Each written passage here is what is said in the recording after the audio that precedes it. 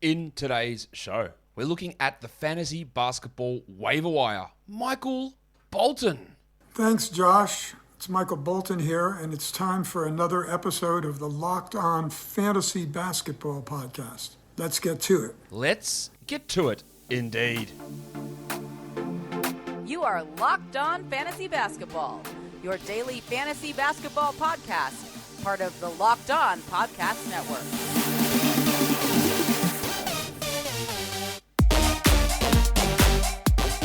Hello and welcome to the Locked On Fantasy Basketball Podcast, brought to you by Basketball Monster. My name is Josh Lloyd and I am the lead fantasy analyst at basketballmonster.com and at Yahoo Sports Australia. And you can find me on Twitter, as always, at redrock_bball and on Instagram at Locked On Fantasy Basketball. This episode is brought to you by TrueBill. TrueBill is the new app that helps you find, identify, and stop paying for subscriptions that you don't need and that you don't want, and can even negotiate better deals on the ones that you want to keep. Thank you also for making Locked On Fantasy Basketball your first listen every day. We are free and we are available on all platforms. We're here to look at the waiver wire. If you haven't heard, today's game between the Heat and the Spurs has been postponed as the Heat got smashed with like 3 or 4 COVID protocols in the last 24 hours. And on top of their 6 or 7 injuries, they weren't able to get the 8 minimum players there in time for the game. So that game has been postponed. Let's talk about the most added players now in fantasy basketball. These are guys, again, these are the most added players. So we're just going to go through and discuss whether that's right or not. Let's see a little. That's obviously coming off his 20 and 10 game last time out. And with the absences of Yusuf Nurkic and Robert Covington at the moment and CJ McCollum, it is obviously really helping Little. Long term, I don't think it's going to be there for him. But for the short term, there's enough there to suggest that he can be a 12-team league player. Malik Monk is one of these guys that I think has a little bit more staying power. The Lakers are obviously a mess. Wayne Ellington is not really the answer there at all. Maybe Austin Reeves cuts in. I don't believe Kendrick Nunn's a long-term solution there. Monk's the guy that Avery Bradley, I don't think, is the guy they want to be giving tons of minutes to. I think Monk has this opportunity now to establish himself as their starting shooting guard. I would grab him, and let's just see what happens. Now, he could easily just come and play 22 minutes today and look stupid. But I think when we look at the other players around him at that position, Kent Bazemore, for example, Monk has the leg up there and is a good shooter and a guy that can handle the ball a little bit as well. Defensively, he sucks, but man, so do all those guys. So I think Monk is worth looking at. Payton Pritchard's being added in a lot of spots. I get it. Dennis Schroeder is still out. Marcus Smart's dealing with that hand issue. Jason Tatum is out. They are going to get Josh Richardson back, so that's going to have somewhat of an impact on Pritchard, but he's not a bad guy to add. I find it hard to think outside of a few deals that he's going to maintain 12-team league value all season, but for now, sure. Don't know what's going on with Hassan Whiteside. Don't know why people are adding him, unless I missed something that Rudy Gobert was injured. Look, he is a good streamer, sure, but there is there was 9. There's now 8 games on today, so I don't think that it's the biggest priority to add Hassan Whiteside. That's a little weird to me. Nick Claxton, add him. Look, we don't know exactly what's going to happen with LaMarcus Aldridge and how that's going to impact Claxton in his minutes. But Claxo's playing 30 a night. He's blocking shots. He's scoring. He's doing it efficiently. He's great at the moment. Hamidou Diallo. Yes, the Pistons are without a bunch of players, and that's why Diallo's a good add. This is a bloke who won't crack the top 200 when everyone's healthy, but they're not, so it doesn't matter. That is a good short-term add. Grant Williams, we like what he's doing, and the minutes are up with Jason Tatum out. I think that's just a short-term fill-in, and it might not even be must for 12s. Cam Reddish, obviously, taking advantage of the fact that there's no Bogdanovic and no Herter and no Hunter, and he's stepping up and he's playing really well. I have my doubts that he'll remain a 12-team league guy as we move through the rest of the season, but for now, he's a great option. Marcus Morris, I think he's going to be a solid 12-team league guy for at least until Paul George is out. Now, the problem I have with Morris is he can be a little iffy on percentages. That's not true. His free throws are pretty good. He doesn't get steals or blocks. He's low assists. He scores, and he requires good minutes and good volume to get there. The good thing is he has good minutes and good volume at the moment to get those numbers, but he's never going to be a guy, I don't think, that ever pushes top 60 or top 70. And when players return, we're looking at a guy that probably does average, 14 points and is 140th best player. But for now, yes, he's a great ad. And then a lot of people adding Joshie Richardson. I'm not that big on that one. I think it's okay without Schroeder there, but to me, it's just like a 12-team stream scenario rather than a must-roster situation. In terms of guys we can drop, well, we know in Miami, the Winter Soldier, Max Strus, and Gabe Vincent are both now in COVID protocols. They were really getting value with Kyle Lowry and then Jimmy Butler out. Doesn't matter now because they're both out. I'll see you later. Otto Porter with Andrew Wiggins out. He was pretty poor yesterday for Golden State. There is still an opportunity for him with Draymond out, but they tend to go with Kuminga and Toscano Anderson more in that spot rather than Porter.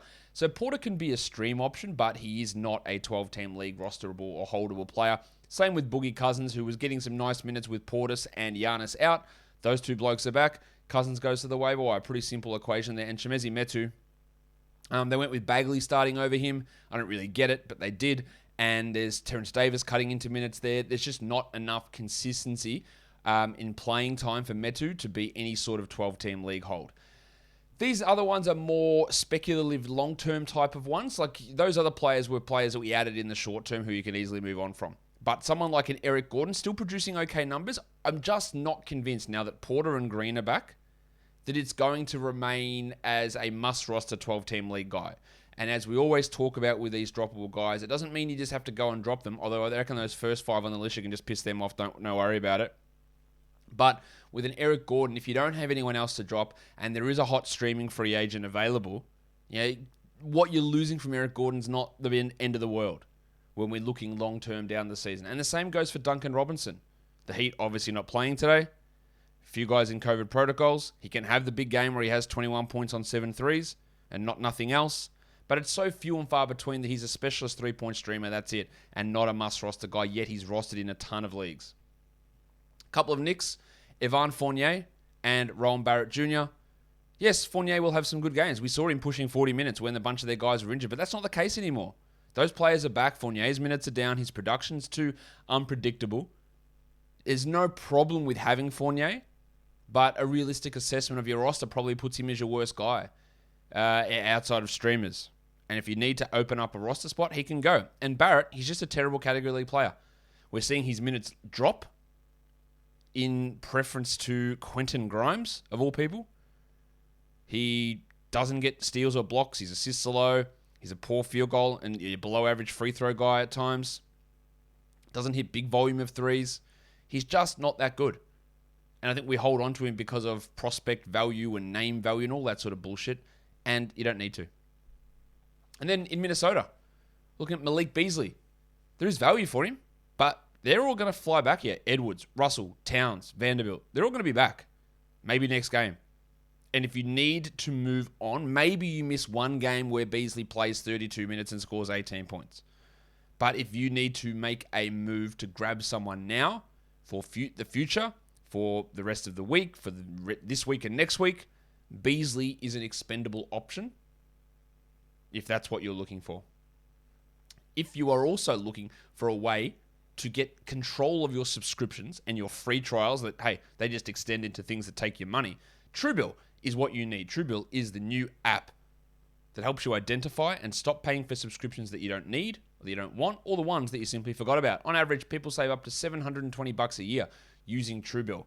Because companies make subscriptions hard to cancel, TrueBill makes it incredibly simple. Just link your accounts and TrueBill will cancel your unwanted subscriptions in one tap. And your TrueBill concierge is there when you need them to cancel unwanted subscriptions so you don't have to. Don't fall for subscription scams. Start canceling today at truebill.com/LockedOnNBA. Go right now. That's truebill.com/LockedOnNBA. It could save you thousands a year. truebill.com/LockedOnNBA. Let's go to the must roster players. These are guys that I can see are sitting available on waiver wires, whether that's on Yahoo or on ESPN or wherever it is. They're not rostered universally. And for a lot of you guys, you'll say, well, this is ridiculous. They should be rostered. But I'm telling you, the numbers are there. So if these guys happen to be available in your leagues, not 8-team leagues, but 10-team leagues, yes, they need to be rostered. Even I'm looking through, and all for points leagues too. Josh Hart. Why? He's like under 60% on ESPN. I know ESPN has tons of casuals, but that's too low a number. That half of their leagues casuals. Josh Hart needs to be rostered in every league. I know he's missed the last game with an ankle problem. He needs to be rostered. Dylan Brooks is at 30% on ESPN. 30. They don't have 70% inactive leagues. I know Dylan Brooks is a guy that frustrates all of us at times, But there's enough fantasy value. I know he's in health and safety protocols. He might miss 1 or 2 more games. Like, he's a must-roster player. Jared Vanderbilt should be back next week. Not next week, next game, I hope. I don't think that he's coming now and you're going to be limited because Jaden McDaniels has played well in his absence. I think that Vanderbilt will go back. He'll play his 27, 28 minutes and he'll do what he does. Rebound, get steals, get blocks, get good field goal percentage. He'll just continue to do what he was doing as a regular top 90 sort of player. Must-roster guy. Alex Caruso. Now, this is a little bit on the iffy side, I guess, because he's dealing with that foot sprain. But maybe that's another week. And I think when he comes back, he'll clearly be a top 100 guy. Josh Giddey, still available in tons of leagues. Should not be. I know there will be issues with field goal percentage and even free throws at times. That will happen. But the value of getting rebounds and assists, and he gets good steals, and he can score okay at times, it's too much to leave on the wire. Dan Gafford. Not only is Thomas Bryant out, but now Montrezl Harrell is out. Gafford played 36 minutes last game. He's been a must-roster all season. Don't know why we're slipping here. This one staggered me. He's like 55% on ESPN. Franz Wagner. Please. He scored 38 points yesterday, dudes. Like, what are you doing? He's a must-roster player. Yes, it will drop off when Fultz and Isaac and Bumba and Anthony and Ross and every other dickhead for the Magic returns. But it doesn't matter. Like, he's got to be rostered.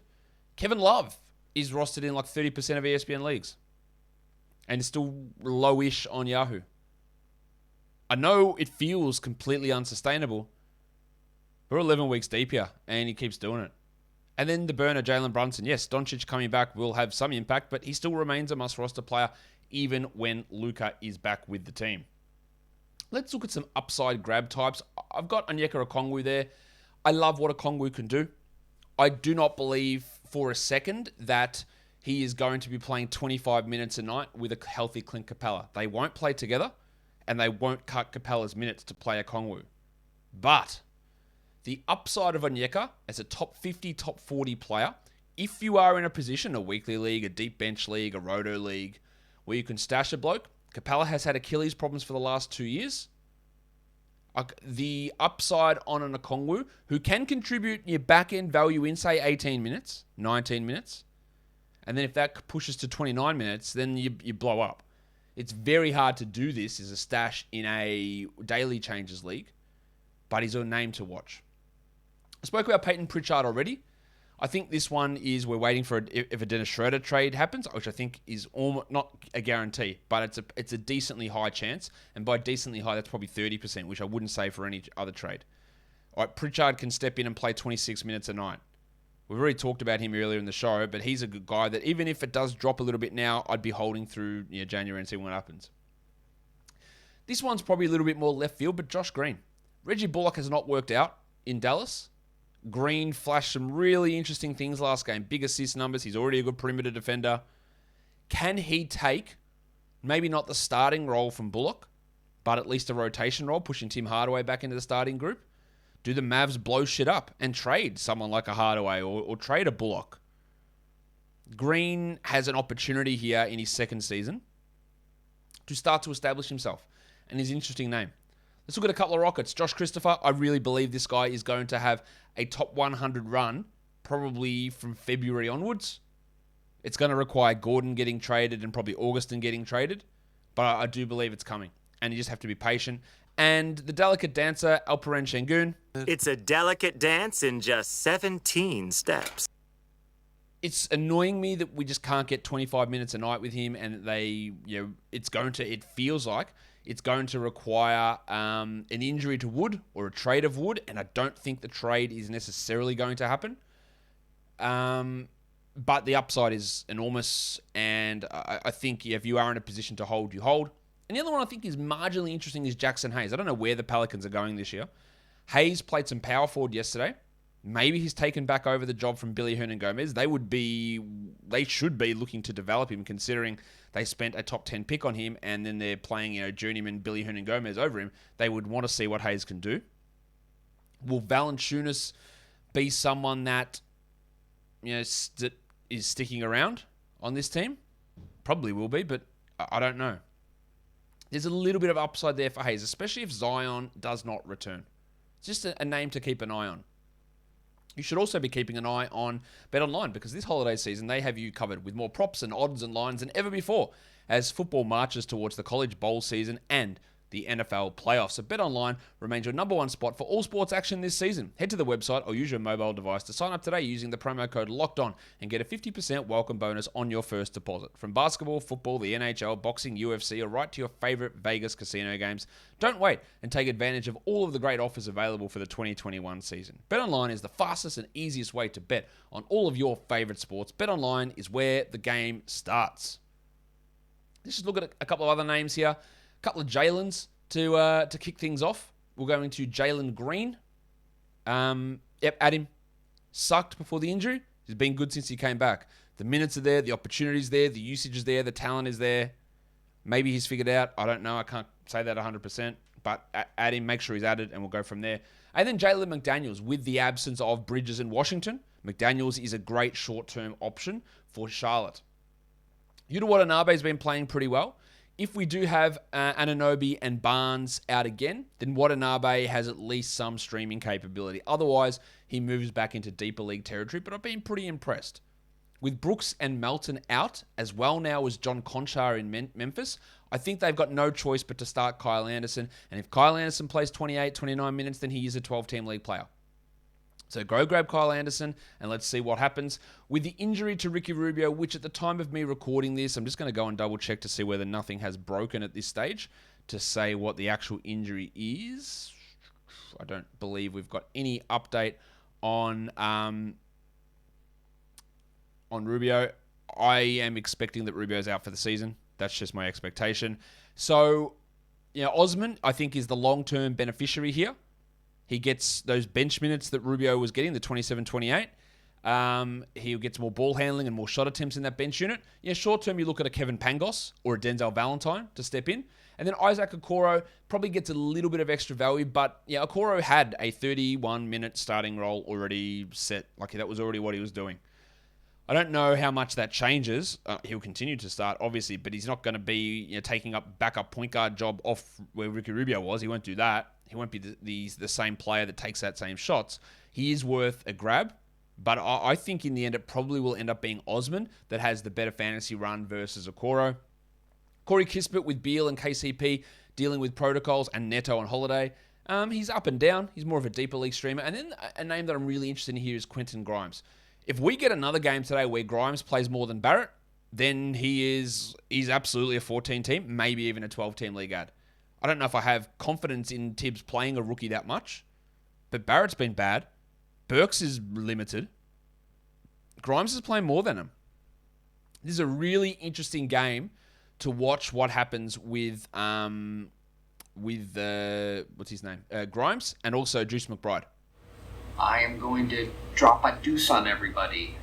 See exactly how those two guys work in this Knicks rotation. That'll do it for me today. Don't forget to follow this podcast on Apple Podcasts, Google Podcasts, Stitcher, Spotify, and on the Odyssey app. If you're here on YouTube, thumb it up. Leave a comment down below. Tell me what you think about these waiver wire guys. Which ones are you grabbing? Guys, we are done here. Thank you so much for listening, everyone. See ya.